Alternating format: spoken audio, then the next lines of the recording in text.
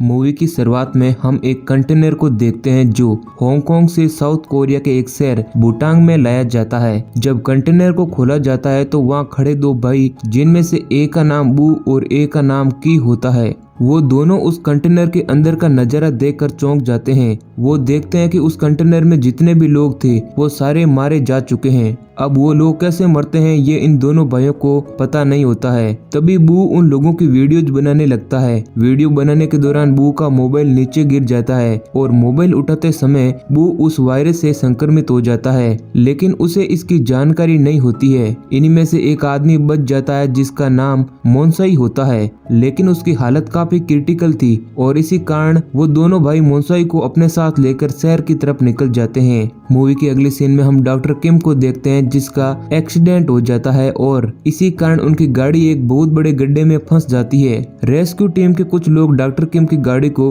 उस गड्ढे से बाहर निकालते हैं और उसी टीम में एक आदमी होता है जिसका नाम जिक्कू होता है। अब जिक्कू डॉक्टर किम से बात करने की कोशिश करता है, लेकिन डॉक्टर किम अपना एटीट्यूड दिखाकर जिक्कू से बात नहीं करती है और वहाँ से निकल जाती है। अगले दिन किम जिक्कू को अपने पास बुलाती है, उससे बोलती है कि मेरा बैग एक्सीडेंट वाली जगह पर छूट गया है। अब कुछ देर बाद जिक्कू अपने दोस्त के साथ उस बैग को निकालने जाता है और जैसे ही जिक्कू उस बैग को निकाल कर लाता है तभी उसके बैग में रखा फोन बजने लगता है, लेकिन गलती से जिक्कू फोन उठा लेता है। दरअसल ये कॉल किम की बेटी मीरू का था। अब यहाँ हमें पता चलता है कि डॉक्टर किम मैरिड होती है और उसकी एक बेटी भी होती है जिसका नाम मीरू होता है। दरअसल किम का पति उसको कुछ सालों पहले ही छोड़ चुका होता है। जिक्कू के पास किम का एड्रेस नहीं होने के कारण वो बैग लेकर किम की बेटी मीरू से मिलने चल देता है। दरअसल किम की बेटी काफी स्मार्ट और होशियार होती है, इसलिए जिक्कू वो बैग मीरू को ही दे देता है। अब मूवी की अगली सीन में हम देखते हैं कि किम काफी खुश हो रही थी क्योंकि उसको उसका बैग वापस मिल गया था। अगले सीन में हम देखते हैं कि बू की तबीयत काफी खराब हो रही होती है, इसलिए वे कुछ मेडिसिन लेने के लिए मेडिकल स्टोर पर जाता है। आसपास लोगों के होने के कारण उस मेडिकल में भी इन्फेक्शन फैल जाता है और इसी वक्त जो सर्वाइवर होता है जिसका नाम मोनसाई होता है वो मौका देकर वहां से भाग जाता है। अब अगले दिन की अपने भाई बू को हॉस्पिटल ले जाता है क्योंकि इमरजेंसी होती है। अब बू की हालत काफी क्रिटिकल होती है। यहाँ पर किम भी इसी हॉस्पिटल में डॉक्टर होती है, इसलिए उसे तुरंत बुलाया जाता है। कुछ देर बू को देखने के बाद वहाँ खड़े सभी लोग डॉक्टर्स को बोलते हैं कि शायद इसे बर्ड फ्लू हुआ है और इसी कारण वो लोग बू का सामान चेक करने लगते हैं। सामान चेक करने के दौरान उन्हें वही वीडियो क्लिप मिलती है जो बू ने बनाई थी। उस वीडियो को देखकर सभी डॉक्टर से डर जाते हैं और वो पास में बैठे उसके भाई की से पूछते हैं कि तुम दोनों ने वो कंटेनर कहाँ से लाया था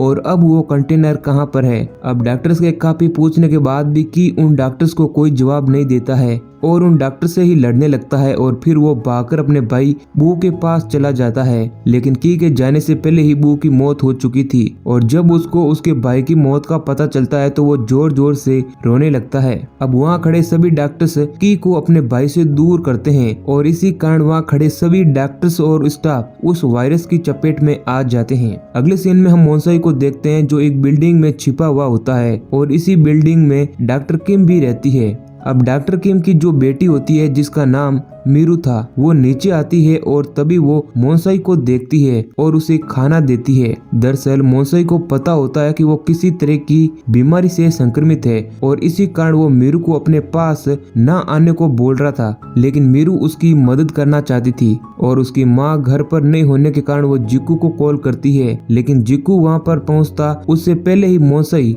वहाँ से भाग जाता है। उनके काफी ढूंढने के बाद भी उन लोगों को वो नहीं मिलता है। कुछ देर बाद जिक्कू और मीरू लंच के लिए नीचे एक मॉल में जाते हैं। अब मीरू बार बार खांसने लगती है और कुछ देर बाद मीरू वहीं पर सो जाती है। मीरू को सोता देख जिक्कू मीरू को घर ले जाने लगता है। तभी मॉल में एक औरत बेहोश होकर नीचे गिरने लगती है। जिक्कू उस औरत को देखता है और फिर वो जल्दी से मीरू को एक बेंच पर सुलाकर उस औरत को बचाने के लिए चला जाता है। अगले सीन में हम देखते हैं कि हॉस्पिटल का स्टाफ उस कंटेनर को ढूंढ लेते हैं और जिसके बाद उस कंटेनर को जला दिया जाता है। तभी किम को वहाँ कुछ लोगों के पैरों के निशान दिखते हैं और वहाँ उसे पता चलता है कि यहाँ पर उन दोनों के अलावा भी एक तीसरा आदमी था और ये तीसरा आदमी सर्वाइवर होता है और वो तुरंत हॉस्पिटल पहुंचती है और वापस से उस वीडियो क्लिप को देखती है और उसे एक चेहरा दिखाई देता है जो उस सर्वाइवर मोन्साई का होता है। अब किम और बाकी डॉक्टर्स ने कुछ रिसर्च करने के बाद ये पता लगा कि ये कोई नॉर्मल वायरस नहीं है, दरअसल ये H5N1 है जिसमें लोग 36 घंटों के अंदर ही दम तोड़ देते हैं।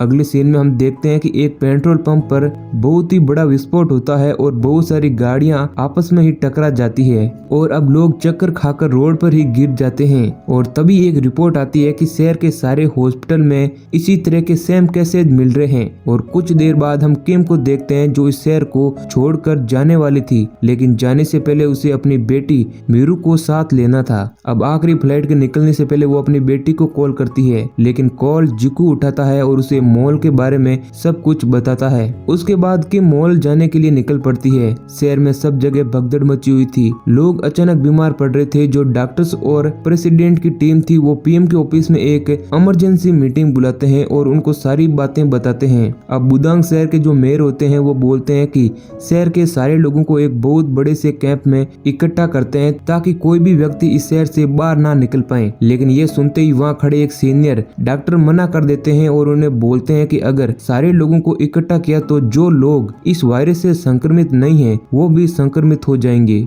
लेकिन यहाँ पर उन लोगों की बात कोई नहीं सुनता और फिर गवर्नमेंट पब्लिक में इस बात को अनाउंस करती है कि जो बुदांग शहर है वो दरअसल एक वायरस की चपेट में है। अब ये सुनते ही शहर में भगदड़ मचने लगती है और कुछ देर बाद हम देखते हैं कि किम भी उसी मॉल में पहुंच जाती है जहां पर उसे जिकू मिलता है और फिर वो दोनों मीरू को ढूंढने सुपरमार्केट जाते हैं। कुछ देर मॉल में ढूंढने के बाद उन दोनों को मीरू मिल जाती है और उसे मास्क लगा दिया जाता है और जल्दी इस पूरे मॉल को लॉक कर दिया जाता है। अब जो भी लोग अंदर थे उन्हें बाहर आना मना था, लेकिन शटर गिरने से पहले ही ये तीनों लोग बाहर निकल जाते हैं। तभी किम जिकू से इस शहर से बाहर निकलने को कहती है, लेकिन तभी जिकू किम से मना करते हुए बोलता है कि मैं एक रेस्क्यू टीम से हूँ, मेरा काम लोगों की मदद करना है, यहाँ पर लोग फंसे हुए हैं, मुझे उनको निकालना है। अब अगले सीन में हम देखते हैं कि किम एयरपोर्ट पर पहुंच चुकी है, लेकिन अचानक से मीरू को खांसी आ जाती है जिसके कारण इन दोनों को प्लेन में जाने से रोक दिया जाता है। दूसरी तरफ पूरे शहर को आइसोलेट करने के बाद शहर में आर्मी छोड़ दी जाती है।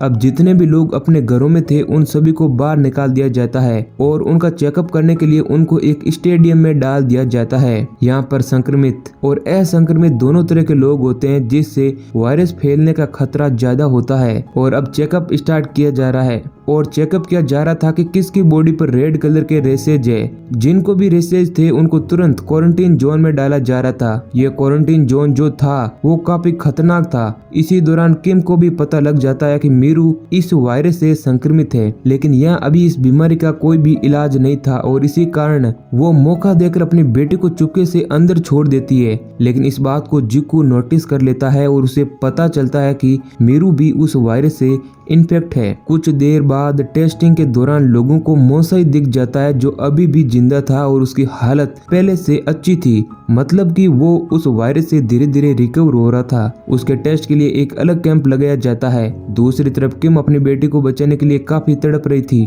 मीरू के शरीर का तापमान ज्यादा होने के कारण वो बेहोश हो जाती है। अब उसकी पूरी बॉडी पर भी वैसे ही रेसेज आ जाते हैं। अगले दिन डॉक्टर किम की टीम के कुछ लोग मोसाई की टेस्टिंग करने के लिए यहाँ आते हैं और वो डॉक्टर किम को अपनी टीम में शामिल करते हैं। ये लोग मोसाई का ब्लड लेते हैं और उसका सीरम बनाने लगते हैं। अब कुछ समय बाद टेस्ट रिपोर्ट पॉजिटिव आ जाती है और डॉक्टर्स की टीम सीरम बनाने में कामयाब हो जाती है और अब ये लोग बहुत खुश होते हैं और चारों तरफ खुशी की लहर दौड़ने लगती है। लेकिन इस सीरम को लगाने में काफी ज्यादा टाइम लगेगा जो उन लोगों के पास नहीं होता है और इस चीज का फायदा उठाकर डॉक्टर किम एक सीरम चुरा लेती है और जैसे ही डॉक्टर किम वो सीरम अपनी बेटी मीरू को लगाती है तो वहाँ पर आर्मी और डॉक्टर्स के कुछ लोग आ जाते हैं जो उसे देख लेते हैं। लेकिन उनके यहाँ आने से पहले ही डॉक्टर किम अपनी बेटी को सीरम लगा चुकी होती है। मीरू को बेहोश देखकर आर्मी के लोग सोचते हैं कि वो मर चुकी है, इसलिए वो उसे ले जाते हैं और यहाँ डॉक्टर किम को भी बेहोश कर दिया जाता है। इधर जिकू दौड़कर कैंप से बाहर आता है और वो किम और मीरू को ढूंढने लगता होता है। तभी वो देखता है कि जितने भी लोग इस वायरस से मर चुके हैं उन्हें उठाकर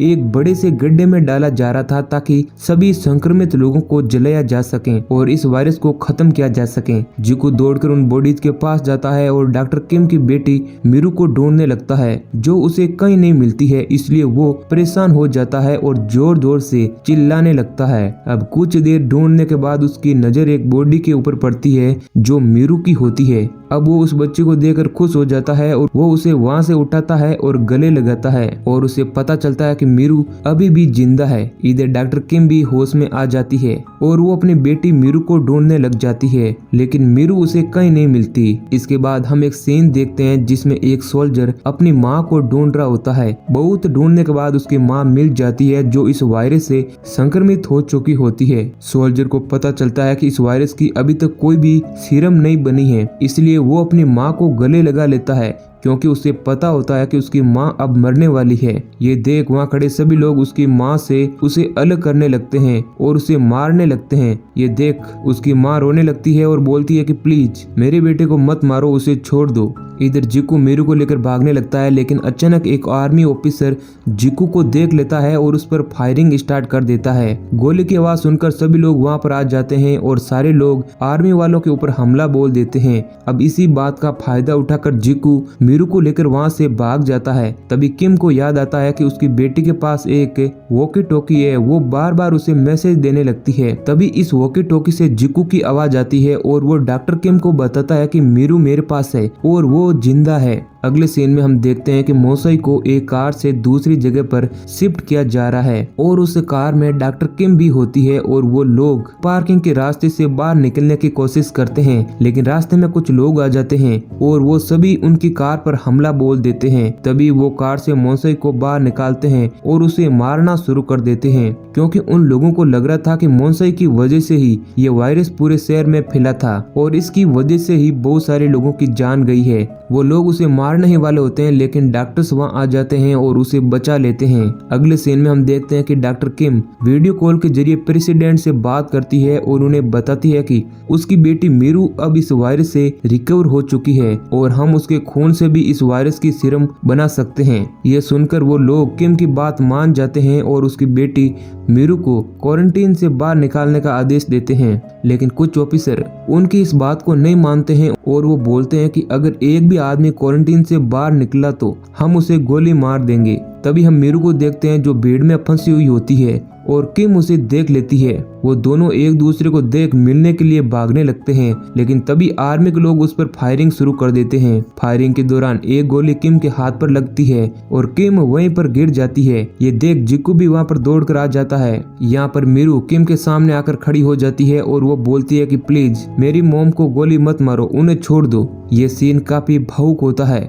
इसके बाद आम लोग देखते हैं कि एक छोटी बच्ची खतरे में है, इसलिए वो सभी दौड़ कर आते हैं और उन तीनों को घेर कर खड़े हो जाते हैं। उधर प्रेसिडेंट ये सब कुछ देख रहे होते हैं और वो ये नजारा देख अपने सारे ऑर्डर्स खारिज कर देते हैं और वो बोलते हैं कि कोई भी सोल्जर फायरिंग नहीं करेगा। और इसके बाद वो पब्लिक अनाउंसमेंट करते हैं कि हम जल्दी इस वायरस की सीरम बना लेंगे, हमने आप लोगों के रहने का इंतजाम कर दिया है। और ये सुनकर वो सभी लोग खुश हो जाते हैं और सभी लोग अपने हथियार वहीं छोड़ देते हैं।